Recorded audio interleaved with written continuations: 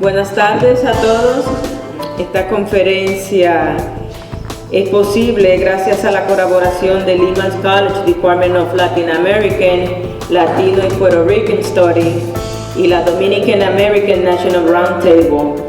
La única organización con sede en Washington, D.C., abogando por el avance socioeconómico y político de los dominicanos en los Estados Unidos de América. La conferencia esta tarde que vamos a tener acá es la era de Estados Unidos en República Dominicana y la ocupación y lucha patriótica 1916-1924, y los expositores el historiador Ramón Espínola y también el escritor José Novas. Muchas gracias y bienvenidos esta tarde acá.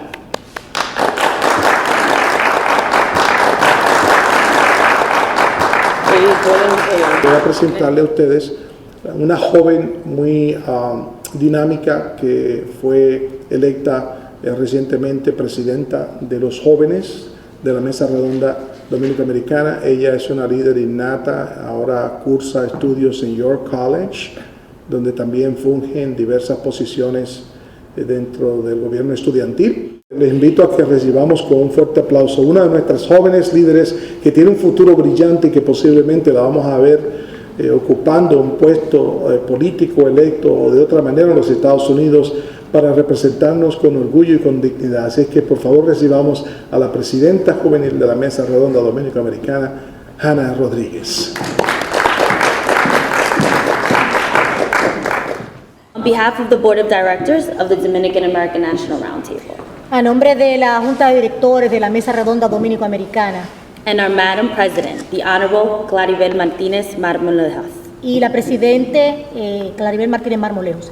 I bring greetings to all of you. Thank you very much for being here. I love the Dominican Republic. Everything that has to do with my country, I take intensely at the personal level. We all agree that our country has had a convoluted history.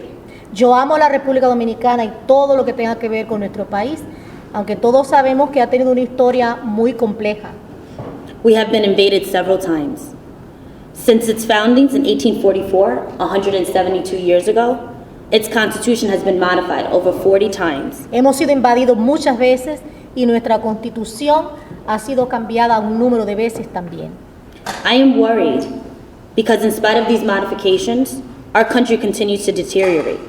There are more poor people now than at any other period in our history. Me preocupa porque además, a pesar de las modificaciones de la Constitución, la situación en nuestro país no mejora y parece haber ahora más gente pobre que en cualquier otro punto en la historia. Our Dominican society seems to be facing a lot of problems and an uncertain future. Nuestra sociedad dominicana enfrenta serios problemas y un futuro incierto. We all should be worried about the fate of our beloved country and should do whatever we can to avoid being invaded again. Todos debemos estar preocupados por el futuro de nuestro país y hacer lo posible para evitar una nueva invasión. Now let us hear from our historians to present to us their research findings about the United States era in the Dominican Republic. Hoy vamos a escuchar de nuestros historiadores la historia de la intervención estadounidense en la República Dominicana. With their presentations, I am sure we will find answers to our many, many questions. Sus presentaciones, estoy segura, van a proveer respuesta a muchas de nuestras preguntas. I conclude my remarks reminding each one of you the famous saying indicating the following. Me gustaría terminar mis breves palabras con un dicho muy famoso. Those who cannot remember the past are condemned to repeat it. Aquellos que no recuerdan su pasado están condenados a repetirlo. Thank you. Muchas gracias. Bueno, muchísimas gracias a Hanna Rodríguez, presidenta juvenil de la Mesa Redonda Dominicana-Americana. Con esto vamos a iniciar el programa y vamos a ceder el turno a la moderadora, la profesora Milagros Ricourt, de acá de Lehman College, una miembro de la facultad que ha estado a la vanguardia de no solamente hacer un trabajo extraordinario académico aquí en Lehman, pero mantenerse en la investigación sobre asuntos que atañen no solamente a los dominicanos, a los latinos y a las poblaciones inmigrantes acá en los Estados Unidos. Es que también les pido que con un fuerte aplauso recibamos a la profesora Milagros Ricord. Muchas gracias y buenas tardes a todos. Gracias por acompañarnos este sábado en la tarde. Déjenme comenzar hablando no de Ramón, pero de José C. Nova, un escritor dominicano nacido en Jimaní. Nació el 23 de noviembre de 1948, no lo parece, pues se ve muy joven, muy buen mozo, y reside en los Estados Unidos de 1978. Nova se ha dedicado por décadas al estudio de la historia dominicana y sus vínculos con esa nación. Sus obras abordan el proceso de expansión geopolítica y económica que deriva de la doctrina de Monroe y sus efectos en la región del Caribe, que se intensifica a partir del 1870, cuando el presidente Ulysses Grant trata de anexar la República Dominicana a los Estados Unidos como una posesión territorial. Fruto de sus trabajos hay muchos libros. Yo particularmente he leído el que él va a presentar aquí, que me lo mandó por correo, y yo inmediatamente comencé a leer el libro, y su calidad, no solamente de todo lo que recoge la historia, pero su calidad de escritura es increíble. Nosotros los dominicanos somos unas personas con un talento y una capacidad increíble, y ahí se distingue el señor Novas. Tiene como obra Conozca al presidente Lilis. Otra obra de él es Balaguer, Trujillo y el beso de Judas. El otro es La batuta de Alejandrito, que esa me gustaría leerla. Otro que es bien importante, que voy a leer cuando me vaya ahora, es Frederick Douglass, La anexión y otros episodios en la isla de Santo Domingo, que son aspectos de nuestra historia que son muy poco conocidos. La otra obra es Lilis y los agentes del tío Sam. También Twice the Diplomat y La reelección juega béisbol. Y sus ediciones más recientes han tenido verdadero impacto e incluyen El presidente Cáceres, Fábula del progreso, el orden y la paz, Trujillo, la emboscada final, Los cabilleros, lucha nacionalista contra la ocupación 1916-1924, un libro tremendo. Ese fue el que recibí por correo y leí, y muchas gracias. También tenemos aquí con nosotros al dotado Ramón Espinola, un gran amigo de mucho tiempo, gran conocedor y del que he aprendido bastante, muchísimo. Es escritor, educador e historiador, residente en Estados Unidos por más de 4 décadas. Ha dedicado la mayor parte de su tiempo al magisterio y a la investigación de la historia. Sus obras abordan hechos del pasado en los pueblos del Caribe y Estados Unidos. Espinola ha desplegado un encomiable labor de difusión del pretérito antillano en la ciudad de Nueva York. Su trabajo comienza en 1965 como parte de las misiones del gobierno constitucional de Francisco Camaño en los organismos internacionales de la OEA y de la ONU, defendiendo la dignidad de la patria dominicana en la lucha contra la segunda ocupación de los Estados Unidos. Desde ese momento ha participado en conferencias, conversatorios, lecturas y ferias de libros. Su más reciente investigación, titulada Remembranzas crónicas de la ocupación del 1916-1924, se suma a sus producciones anteriores, que son Trujillo, causas e implicaciones que dieron origen a la dictadura, The United States Foreign Policy in Latin America and the Caribbean since the end of the 19th century, Trujillo y sus relaciones con los gobiernos haitianos, Mujeres extraordinarias de la patria puertorriqueña, Dominicanas ejemplares, la participación dominicana en las guerras de independencia de Cuba, obra ganadora del premio de la Quinta Feria del Libro Dominicano en Nueva York, y con muy merecido premio, y compendio histórico biográfico de extranjeros que participaron en la formación de la nación dominicana. Demos la bienvenida a estos dos historiadores e investigadores dominicanos para que en su charla de hoy sea un incentivo para que sigan nutriéndonos con su sapiencia. Muchas gracias. Primero quiero, en nombre de José Novas y en el mío propio, agradecer a Ginny Rodríguez, a Milagros Ricur, a Néstor, a las autoridades de Lehman College y de la Mesa Redonda Dominico-Americana por su esfuerzo y gentileza para que este acto sea una realidad. Pero sin la asistencia de ustedes, en realidad esto no se hubiera podido hacer. Por lo tanto, para todos ustedes, mi doble agradecimiento.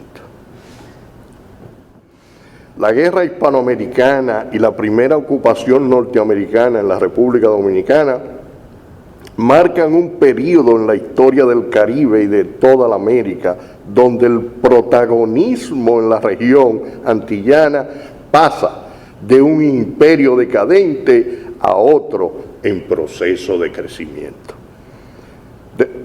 Hasta 1898, el Caribe había estado prácticamente en manos de España, con pequeños espacios reservados a otros imperios europeos, como eran las pequeñas islas del archipiélago que pertenecían a Francia, Inglaterra, Holanda y Dinamarca.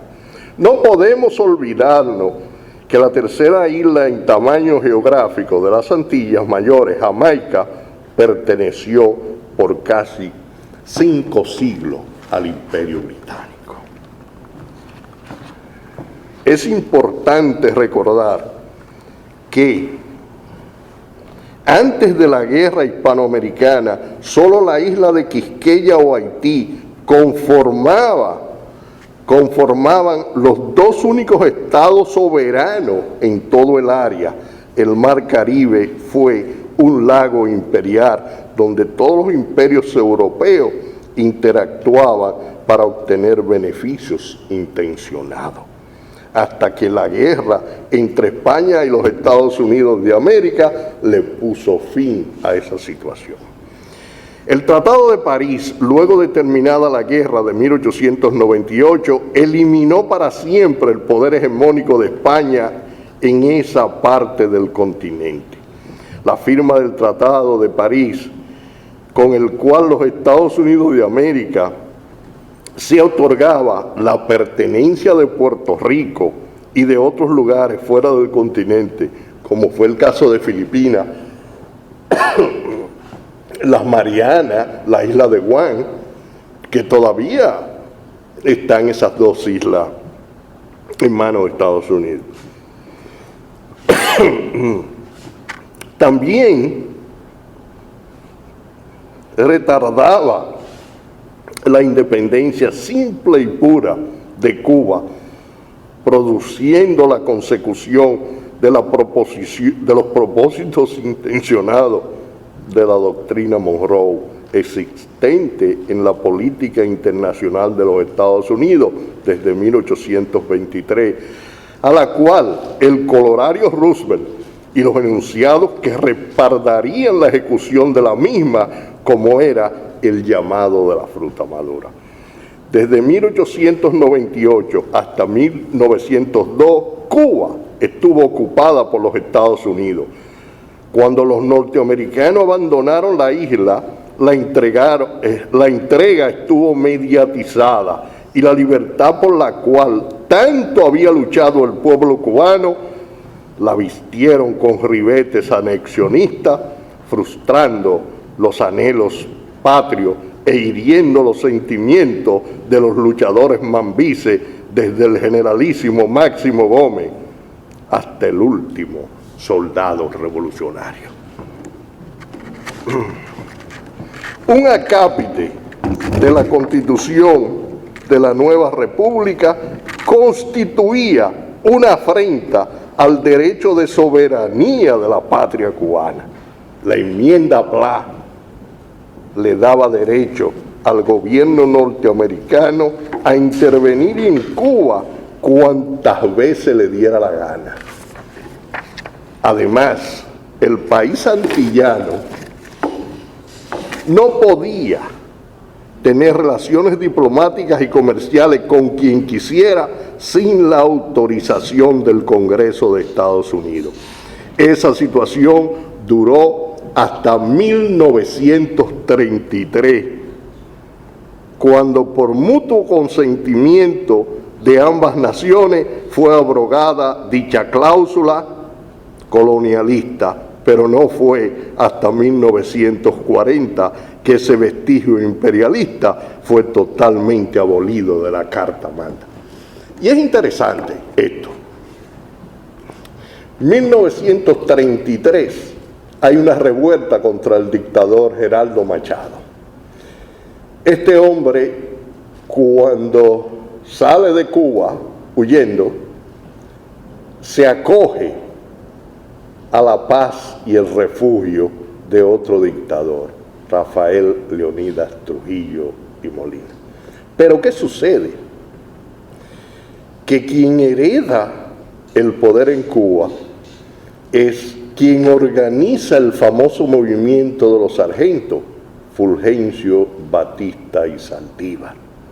Y en consecuencia, Batista se hace coronel, jefe del ejército, y empieza a gobernar con el apoyo de los estudiantes, de la Confederación de Trabajadores Cubanos, pero sobre todo con el apoyo del Partido Comunista Cubano.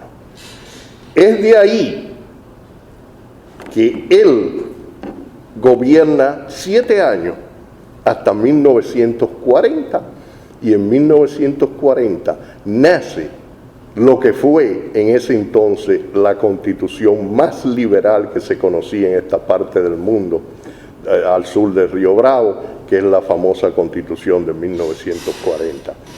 Él sale electo hasta el 44 y en el 44 deja el poder.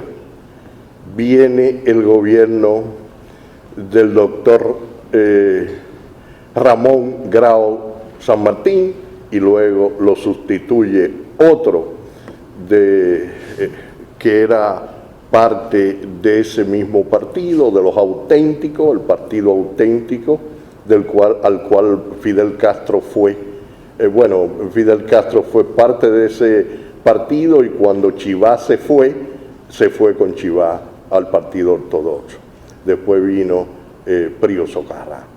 Y es hasta el 52 cuando Batista regresa dándole un golpe de Estado. Por eso es que yo siempre he dicho que todo ese problema lo causó Estados Unidos al no permitir que el proceso normal se diera y que Cuba fuera un país libre e independiente con la guerra que ya había librado contra el Imperio Español. Y yo digo que la Revolución Cubana no es más que una hija putativa precisamente de ese proceso que Estados Unidos no permitió que madurara en su debido.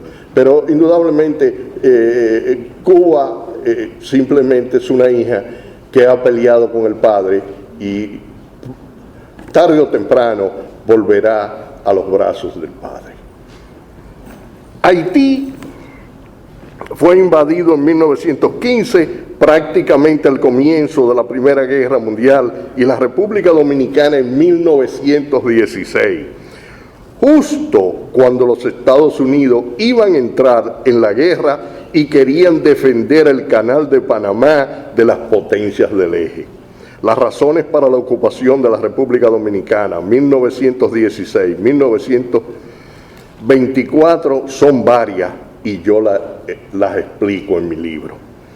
Lo que sí podemos decir es que la República Dominicana de 1924 en adelante fue una nación totalmente diferente a la que había sido en sus primeros 68 años de vida soberana. Y, manifiesto, 68 años, porque entre 1844 y 1924 la suma es 72 años, pero tenemos que restarle los 4 años de la anexión a España. La nación fue anexada al Reino Español en 1861 y los españoles duraron ahí hasta 1865, por la falta de fe de la clase dominante de la época en la viabilidad de la soberanía. Por eso digo 68 años, porque 72 menos 4 da 68. La ocupación norteamericana cambió totalmente la forma de hacer vida en Quisqueya. Y eso es lo que trato de explicar en mi trabajo sobre ese periodo histórico de la vida nacional. Desde 1916 hasta el presente, los Estados Unidos de América sustituyeron a los europeos en todos los aspectos de la realidad sociopolítico y económica de la nación dominicana. Esa es la razón por la cual denomino estos 100 años como la era de Estados Unidos en la República Dominicana. En la historia dominicana se habla de la era de España y se habla de la era de Francia. Estos últimos 100 años han sido la era de Estados Unidos. ¿Por qué? Bueno, la economía, la industria, la vida social, las costumbres, la forma en que el dominicano actúa y vive hoy han sido moldeadas y estructuradas por una política de penetración cultural y económica de los Estados Unidos. Antes de 1916, Francia, España, Alemania y el Reino Unido controlaban el 71% de las importaciones y exportaciones nacionales. Hoy, Estados Unidos es el primer socio económico de la nación dominicana. La cultura nacional era influenciada por Francia y España. La medicina estaba bajo el control científico de Francia y Alemania, que eran los países donde se especializaban los galenos dominicanos.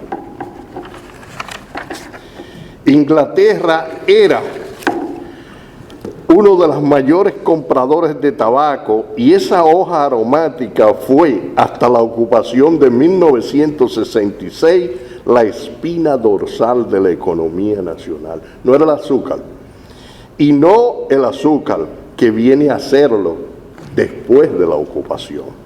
El código penal que se usaba en la nación era el napoleónico, originario de Francia. Este fue uno de los vestigios culturales que más tiempo duró en el proceder judicial con que se rigió el país. Hace aproximadamente una década, en el gobierno, si mal no recuerdo, de Leonel Fernández, que el primer gobierno de él, donde los Estados Unidos impusieron un código nuevo, más garantista que el francés. Muchos juristas sostienen que esa modernidad en parte es responsable de la criminalidad que hoy arropa la sociedad dominicana.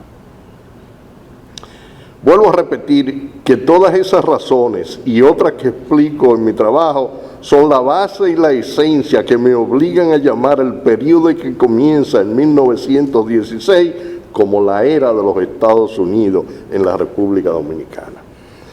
Hay una era de España y otra de Francia en la historia dominicana. Entonces, justo llamar este periodo que en este año cumple su primer siglo como la era de los norteamericanos. En mi libro encontrarán muchas cosas de las cuales la gran mayoría de los dominicanos conocen muy poco y hasta desconocen. Como por ejemplo, el derecho de las mujeres a comer sola en un sitio público. Antes de la ocupación, una mujer que se viera en un restaurante ya era acusada de ser una mujer liviana, una mujer sin principios, sin respeto. Los norteamericanos cambiaron eso. Antes de la ocupación estaba semi prohibido para una mujer decente, entre comillas, sentarse en un sitio a comer sin la compañía de un caballero. Eran simples estipulaciones machistas, no legales, que la ocupación tiró por el piso. Segundo, el derecho de la mujer a señalar quién es el padre de su criatura, aunque no estuviese casada. Según los norteamericanos, no había hijos sin padre. Tercero, el derecho de la mujer a demandar en una corte de ley el pago de manutención de una criatura a un padre irresponsable, child support. Fueron los norteamericanos que pusieron eso. Y que después Trujillo siguió. Leyes sobre salud, leyes reguladoras de la prostitución. Las prostitutas o las meretrices o los que llaman ahora tal vez la chapeadora o lo que sea, tenían que ir un día a la semana a una clínica especial a examinarse, a ver si tenían alguna enfermedad infecto-contagiosa. Se le daba un carnet, inclusive ya los que tenemos cierta edad sabemos que en la era de Trujillo no podía en un sitio público una mujer trabajar si no tenía un carnet que la autorizaba a trabajar y estar sana. Construcción de planteles escolares, revisión de las normas de la educación, construcciones de hospitales y nuevas formas de tratar las enfermedades.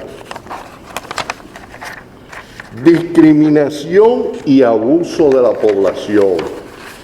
Los norteamericanos, que eran racistas y la mayoría de los soldados eran blancos, no habían soldados americanos en la infantería, negros en la infantería de marina, discriminaban al dominicano por el color de su piel. Sistema de espía e interrogatorio que sirvió a la dictadura de Trujillo a mantenerse por más de 3 décadas, masacrando al pueblo y conculcando todos sus derechos. Ese sistema de espionaje, Trujillo lo aprendió de las tropas norteamericanas, de las cuales él fue parte. Un tío del dictador Trujillo, el abogado Plinio Pina Chevalier, fue jefe de la inteligencia norteamericana durante la ocupación.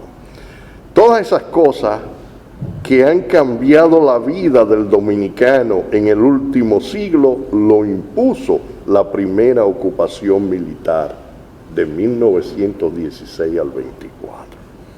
Así que los invito a que lean mi libro. No es solo un trabajo histórico, sino sociológico y económico que puede ser de interés para los estudiosos de la idiosincrasia y el devenir del pueblo dominicano. Muchas gracias, señor.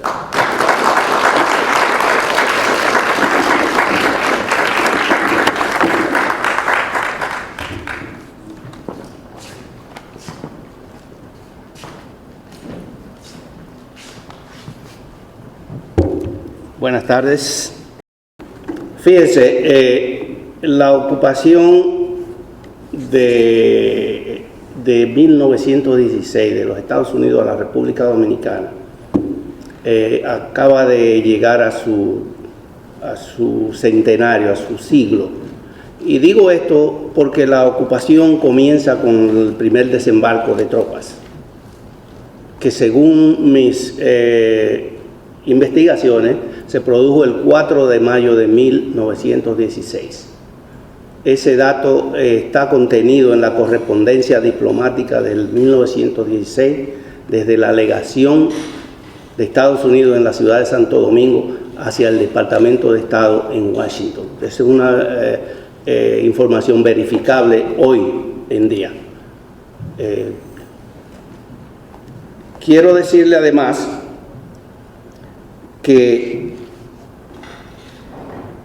llegamos a la conmemoración del primer siglo de ese hecho histórico que, como señaló Ramón Espínola, cambió el retrato de lo que es el pueblo dominicano en términos de cultura, de comportamiento y en términos físicos.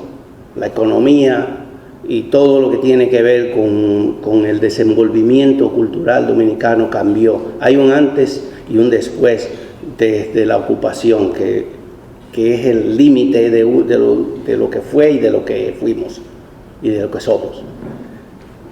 Fíjese, yo tengo una queja terrible, porque yo siempre, desde que comencé en estos asuntos hace 35 años a investigar la historia dominicana, he sido y he tratado de ser honesto conmigo mismo primero y con lo que voy a escribir y publicar después para que el pueblo reciba una información honesta.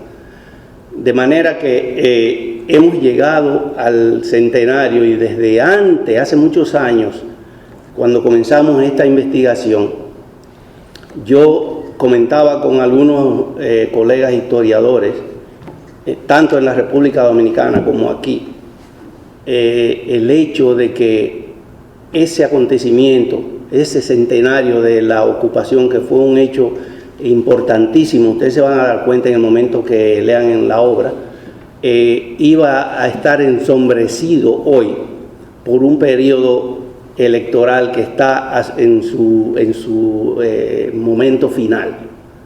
Y efectivamente no nos equivocamos.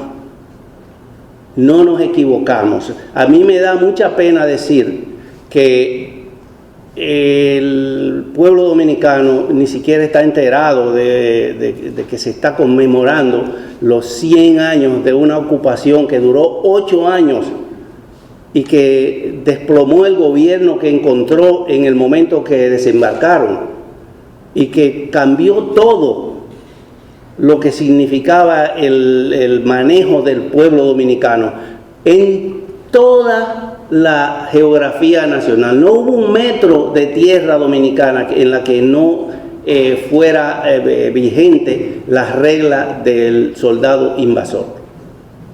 De manera, señores, que es penoso que en la República Dominicana hayan instituciones llamadas a conmemorar este evento, a hacer actos para que el pueblo dominicano sepa que hubo una ocupación completamente abusiva sobre nuestro pueblo, completamente injusta, que hubo desmanes, abusos indescriptibles en todo ese proceder de las fuerzas extranjeras. Ustedes cuando lean el trabajo nuestro, yo traté en todo lo que pude de no imbuirme mucho en los abusos y en los desmanes que cometieron las fuerzas interventoras, porque eso está bien definido por otros autores y además mi libro no persigue exponer los abusos. Se sabe que los hubo y yo ante ustedes hoy les digo que en la República Dominicana hubo campos de concentraciones, hubo ejecuciones sumarias en los parques de los pueblos para darle lecciones a los ciudadanos de esas comunidades. Hubo incendios de pueblos enteros para que la gente tuviera que mudarse de ahí porque significaba un problema para ellos. O sea, en el momento que incendian un pueblo no se sabe cuántos niños, cuántos ancianos, cuántos enfermos están metidos en esas casas que no pudieron salir. De manera que la cantidad de dominicanos que fueron víctimas de esas cosas nunca se sabrá. Nunca.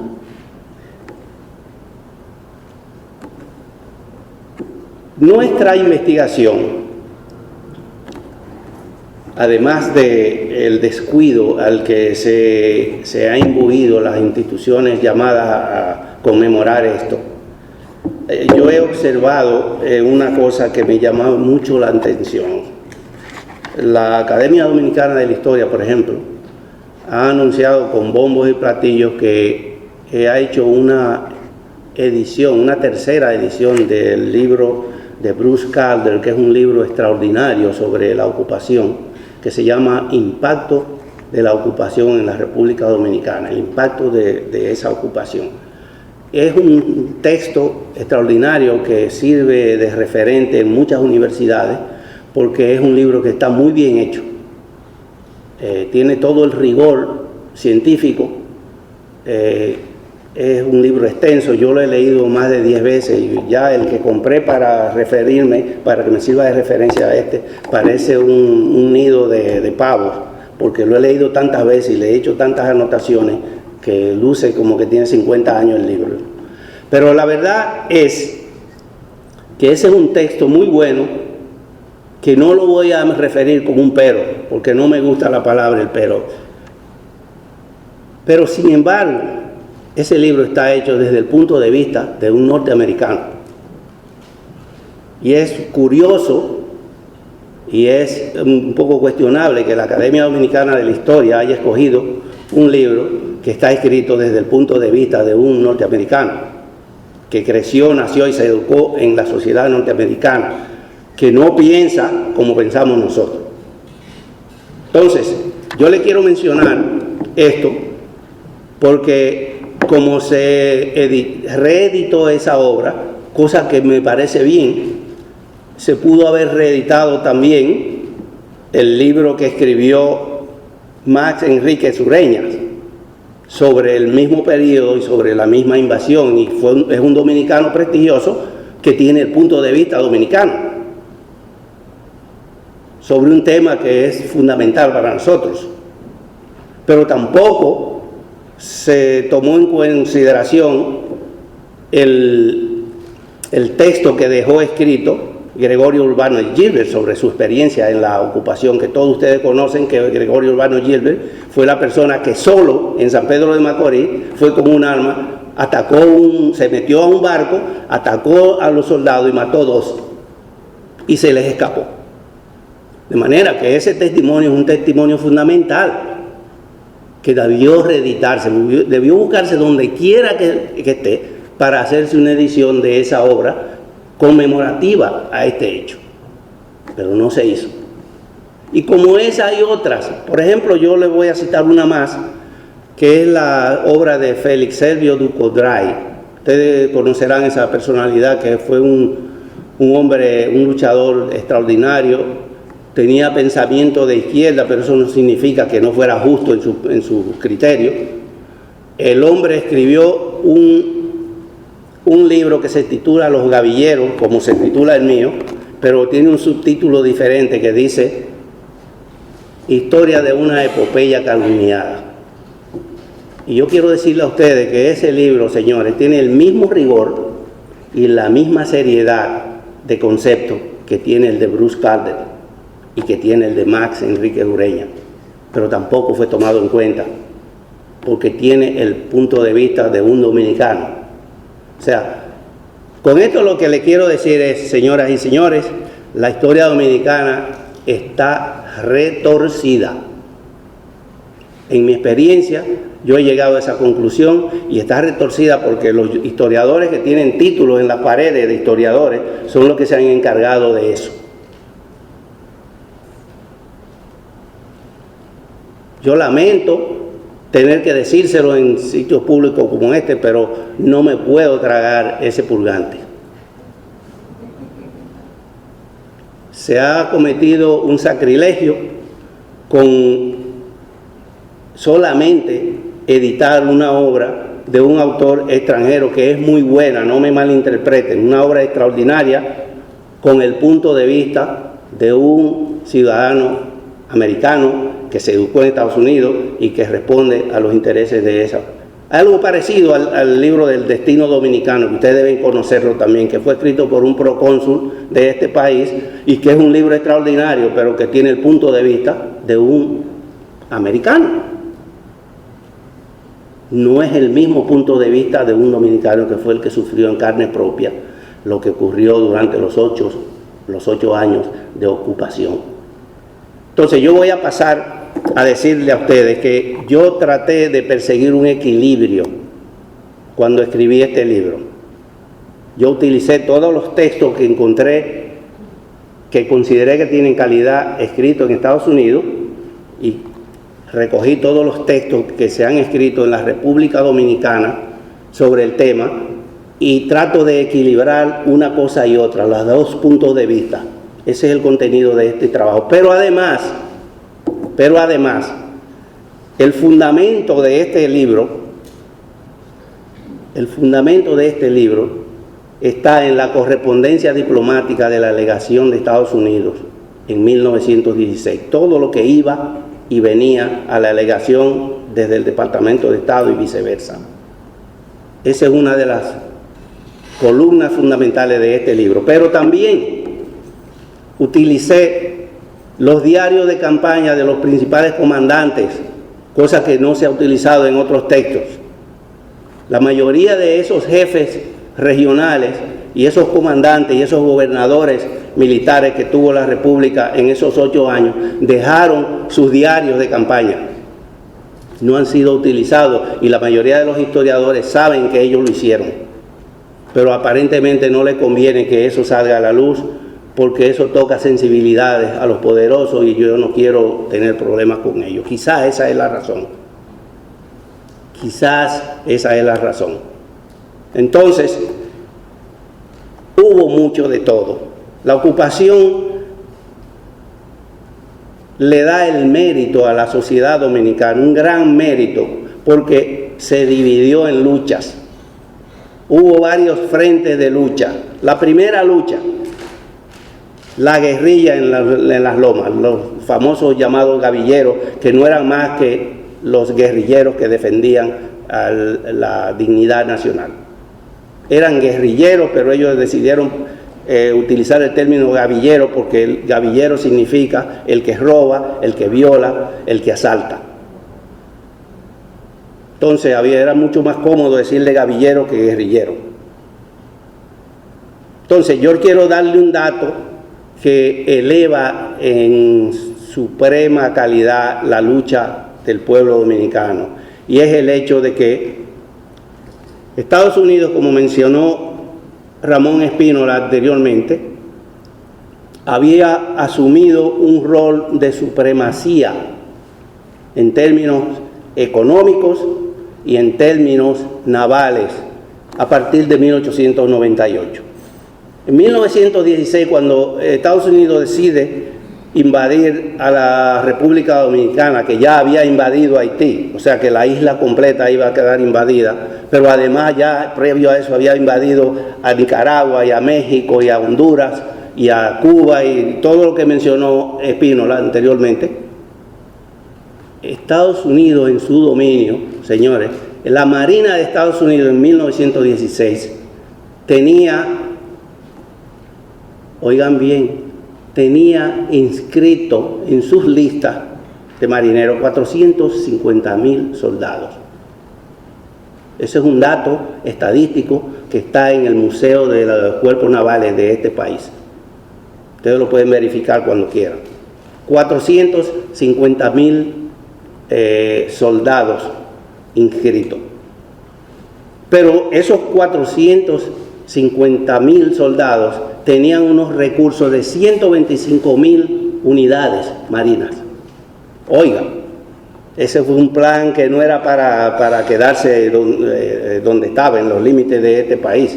Ese era un plan para dominar el mundo completo, como lo señaló el presidente Roosevelt en su discurso de 1905, en su discurso anual ante el Congreso. Nosotros vamos a tomar esta iniciativa porque Estados Unidos debe dominar la economía del mundo por lo menos mínimo por 100 años. Y efectivamente la visión del presidente Roosevelt fue certera, porque todavía hoy Estados Unidos está dominando económicamente el mundo. De manera que ustedes pueden también verificar eso, porque los discursos presidenciales todos están archivados y son verificables aquí. Lo bueno de este país es que aquí no se vota nada. Aquí no se pierde nada. Todo lo que habla un presidente, desde Washington hasta hoy, está archivado y está debidamente conservado para la posteridad, cosa que no tenemos nosotros. Esa cualidad no la tenemos nosotros. A nosotros se nos pierden las cosas o las ponemos en un lugar donde se degradan o se deterioran. Entonces, el presidente Roosevelt asume la iniciativa de dominar el mundo para que Estados Unidos tenga la hegemonía por lo menos, como según su palabra, por 100 años. A esa iniciativa él la llamó el corolario de Roosevelt, que no era más que un nombre nuevo para la doctrina de Monroe, y que a su vez la doctrina de Monroe fue la consecuencia de lo que llamaban destino manifiesto durante los tiempos coloniales. O sea, esa idea de dominar al mundo es vieja, muy vieja, en la mentalidad de las entidades gubernamentales de este país. O sea, no es lo mismo el pueblo de Estados Unidos que las entidades que gobiernan Estados Unidos. Hay una diferencia en esas cosas. El pueblo de Estados Unidos es un pueblo generoso. El pueblo de Estados Unidos, repito, es un pueblo generoso. Ahora, su gobierno es que tiene los cuestionamientos. Porque ellos tienen una regla para dirigir este país, y esa regla significa que hay que pisotear a algunos para ellos considerar y para ellos preservar ese bienestar que disfrutan. Entonces, decía yo que hubo muchos desmanes. Uno de los primeros abusos notorios que fueron denunciados por el pueblo dominicano fueron los despojos de animales. Si ustedes se fijan en la portada del libro de Espínola, ustedes ven un montón de soldados a caballo. Y si se fijan en los caballos, esos caballos son dominicanos. Esos no son caballos del norte, que son caballos majestuosos y con un tamaño enorme e impresionante. Entonces, ellos llegaron sin animales a las costas dominicanas y todo animal que encontraban lo despojaban. Y el que se oponía o el que se quejaba, o lo maltrataban o lo arrestaban, y hubo casos en que hubo muertos, asesinados o ejecuciones, porque se negaron a entregar sus caballos, sus bueyes, sus carretas, sus mulos. De manera que esas fueron las primeras quejas. Eso está contenido en el reporte McCormick. El reporte McCormick fue una comisión de senadores que fue desde acá de Estados Unidos a averiguar las quejas que tenía el pueblo dominicano sobre la ocupación. Y fue dirigida por el senador Marion McCormick de Illinois. Por eso se llama el reporte McCormick, porque al regresar la comisión, el senador McCormick fue el que hizo el reporte al presidente en la Casa Blanca y al Senado en Washington, de manera que ese reporte está asentado y está archivado en Washington, D.C., como el reporte McCormick. Ahí están todas las denuncias y todas las quejas del pueblo dominicano, que son también verificables, y que este libro se sustenta en todo eso. En forma tal, yo no le voy a dar todos los detalles del libro, porque entonces ustedes no me lo van a comprar. O sea, yo nada más que les estoy dando las pinceladas de lo que contiene y de lo que sustenta la obra. Pero decía yo anteriormente que el pueblo dominicano se dividió en frentes de lucha. Por un lado, que fue el primer frente de lucha, fue las guerrillas, los gavilleros famosos. Pero a medida que avanzaban las cosas, se fueron organizando otros frentes, y le siguió a los guerrilleros, le siguió la prensa. Esa fue otra historia. La prensa dominicana se organizó para enfrentar la ocupación, y contra esa prensa hubo una guerra aparte, completamente igual a la que tenían en las montañas contra los gavilleros. Y hubo deportaciones, hubo encierro, hubo ejecuciones sumarias, hubo de todo. Pero el pueblo siguió en pie de lucha. La prensa dominicana jugó un papel extraordinario. El Archivo General de la Nación Dominicana tiene una obra tremenda que fue una recopilación de todos esos artículos, esos pronunciamientos. También lo pueden consultar allí, pero esas son recopilaciones de las notas de esos tiempos y las citas de los periódicos donde salieron esas informaciones, esas protestas. Pero también la prensa jugó su papel. A la prensa le siguió otro frente, las juntas patrióticas. El pueblo dominicano se organizó en juntas patrióticas. En cada pueblo había una junta patriótica, de hombres y de mujeres. de jóvenes. De manera que la mujer dominicana tiene un papel fundamental en la lucha contra la ocupación que no ha sido reconocido. No ha sido reconocido. Ustedes oyen hablar de Cilia Pepín, sí, fantástico. Ella organizó a Santiago y parte del Cibao, pero hubo un montón de otras igual que ella. Y hubo mujeres que agarraron el fusil y se fueron con sus maridos, con sus novios, con sus esposos o con sus hermanos a enfrentar. Y hubo casos que las asesinaron en frente de batalla. Hay un caso en La Romana de una señora que le amputaron un brazo porque la hirieron tan severamente que no hubo manera de salvarle el brazo. Hubo que amputarla en el mismo momento, donde mismo la encontraron. Y esa mujer sobrevivió y vivió muchos años después con un solo brazo. El caso famoso de el guerrillero Cayo Báez. Ustedes han visto una fotografía que anda por ahí de Cayo Báez, que recorrió el mundo porque la sacaron del país de manera clandestina y en los diarios, la prensa de Cuba la publicó y eso hizo que recorriera el mundo. Eso formó un frente de protesta internacional. Fuera del país hubo otro frente. De manera que la guerra de los 8 años, la resistencia contra la ocupación de los 8 años de vigencia que tuvo los Estados Unidos en la República Dominicana, tuvo un montón de frentes de resistencia. Y lo bonito de todo esto, Estados Unidos no venció al pueblo dominicano en esa guerra.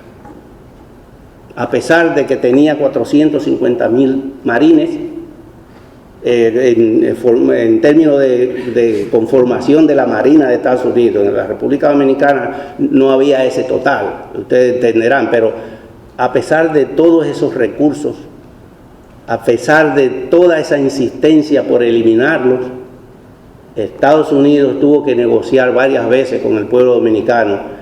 Hasta el final hubo una amnistía general que incluso perdonó a los condenados, le conmutó la sentencia a los condenados.